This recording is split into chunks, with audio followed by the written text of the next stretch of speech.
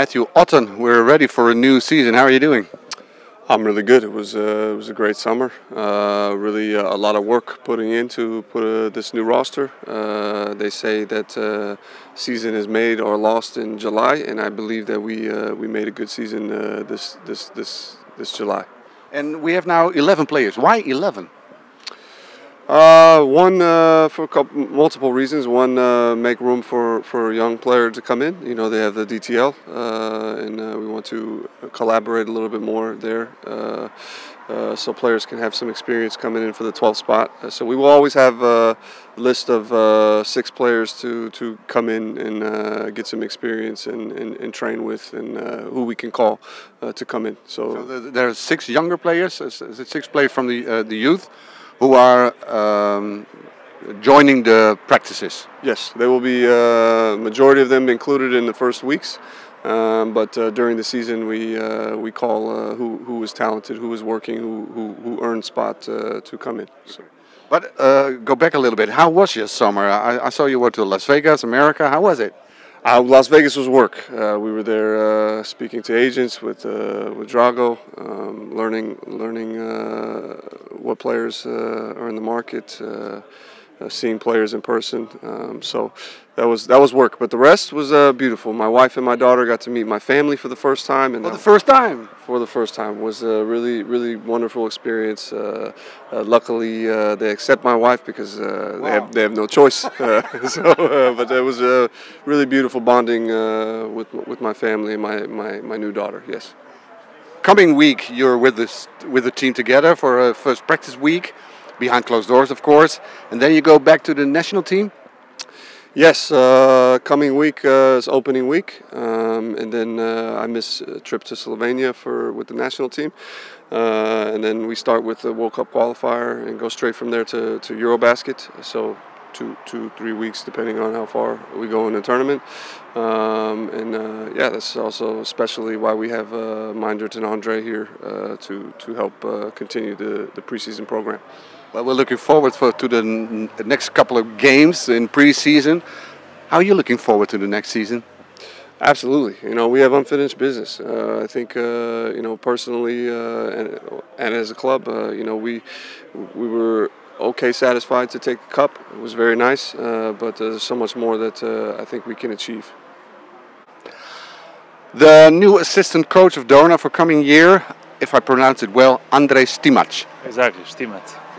Tell me a little bit about yourself. Where do you come from? What you did before? Coming from Croatia, father of 2, recently a husband.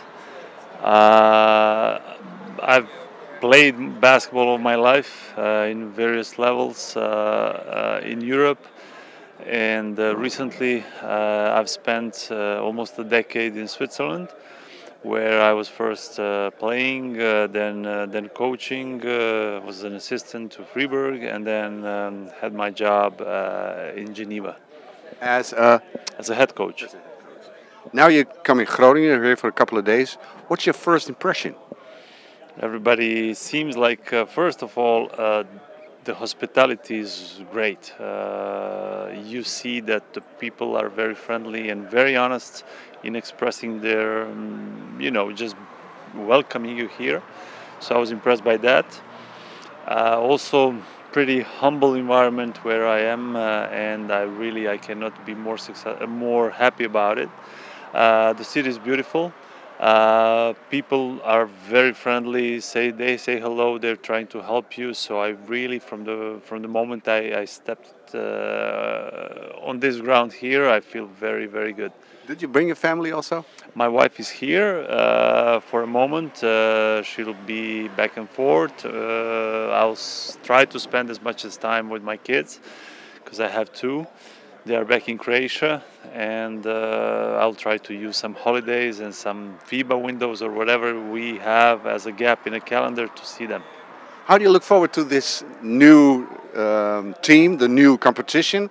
What do you think? I think from the first moment I stepped into the office, I've seen that there is a lot of effort, there is a high organization behind it, and I'm really excited about it. I knew a little bit Groningen from outside since we played with Freiburg in 2018. It was pre-qualifiers for Champions League. So I've been to this hotel, I've seen the gym, I've felt the audience, and what I like about people who follow basketball, about the fans, is they understand basketball. There is a traveling violation. There you hear an echoes and people understand. You know that something is wrong. So this is a very good sign that I'm on the right place. I'm looking forward to the season. I think we have a good group of people, highly motivated to achieve the goals, to go step at a time, day at a time.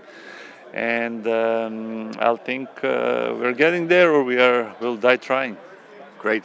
Great to hear your voice already, that so that people can understand you a little bit and hear you talk and see your face.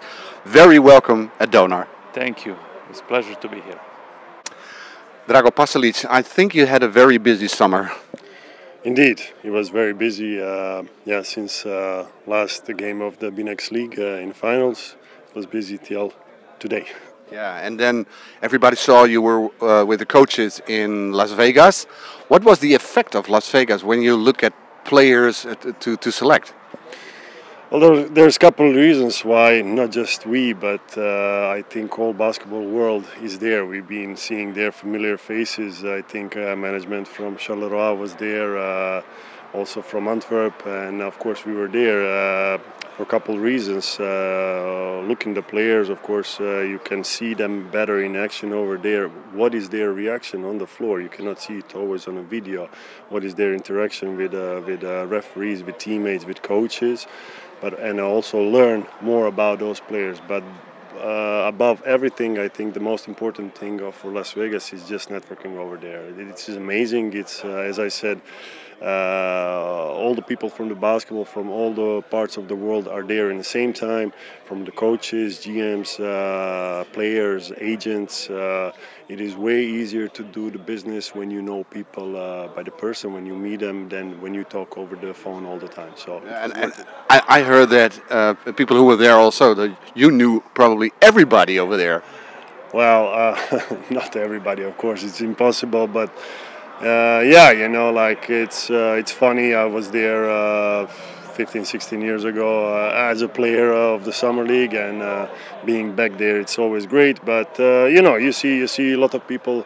Some people that I played before, they are on other functions in some other organizations, and some people that just from basketball world.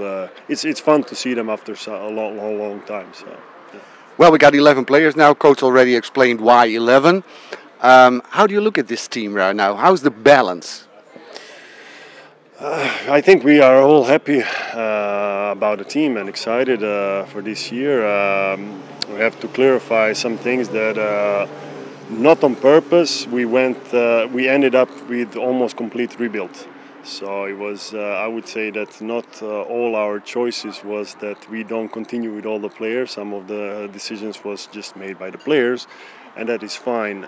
But the idea on the beginning, it was, of course, besides having a profile of the players that carry that DNA of the donor, it's also the balance of the team. When we were talking about having a balance in between Dutch, European and American players, I think we achieved that. Between experienced and young players, we do that as well. And between introvert and extrovert. So I think all these points that we were thinking in the beginning of the season, we on the end achieved. So now it really starts. The team is together now for the first time. How are the next couple of 2 weeks for you? As I had a busy summer and I didn't have any break, I think I tried to put everything in order what is necessary, and now it's in coach's hands, and I'm ready for a 10 days vacation. But I'm leaving Tuesday morning early with the kids and going in Croatia. I haven't been there for 4 years, so I'm looking forward to be there again. Quality time with the kids. Exactly, yeah. Meijnerd van Veen, weer terug in Groningen. Hartstikke mooi. Welkom natuurlijk. Als eerst even, hoe was jouw zomer? Druk, vierkante ogen, veel naar spelers kijken, veel met Matthew en Draco gesproken. Wat voor soort spelers willen we hebben? Waar kijken we naar? Grote lijsten. Dus dan komt er weer een hele bult lijsten binnen. Ga je ze maar weer nalopen. Maar het was leuk. En ja, goed. Ik vind het gewoon leuk basketbal natuurlijk.